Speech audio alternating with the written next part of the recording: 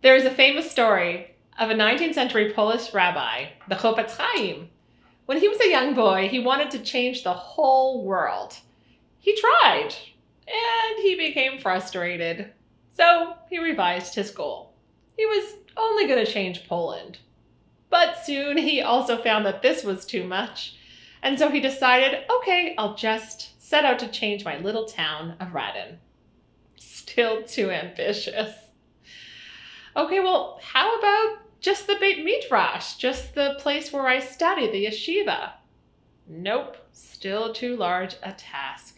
After all this, he finally realized that he had to start with himself. He set out to work, and before long, he became a famous scholar, and people started to seek him out, coming to his congregation from near and far. As his reputation grew, what do you know? So did the reputation of his little town of Radin. It became known as a center of Torah throughout all of Poland, and people passed on his teachings, and his impact and influence reached further and further until indeed he had changed the world. But it all started with his trying to improve himself. It all started with introspection. It happens that the act of reflecting inwardly is woven into the very fabric of Jewish observance during this time of the year. We mark the beginning of the Hebrew month of Elul, the month that precedes the high and holy days, a time when we begin a Heshbon Nefesh, an accounting of our souls.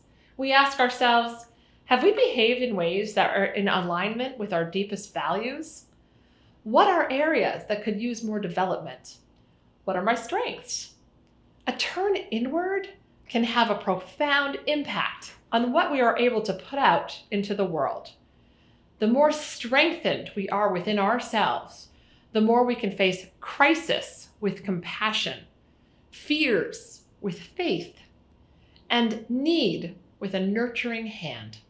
I hope you will join us for this month of Elul as we explore a middah, a character trait each and every day, in practicing an ancient spiritual mindfulness practice called mussar.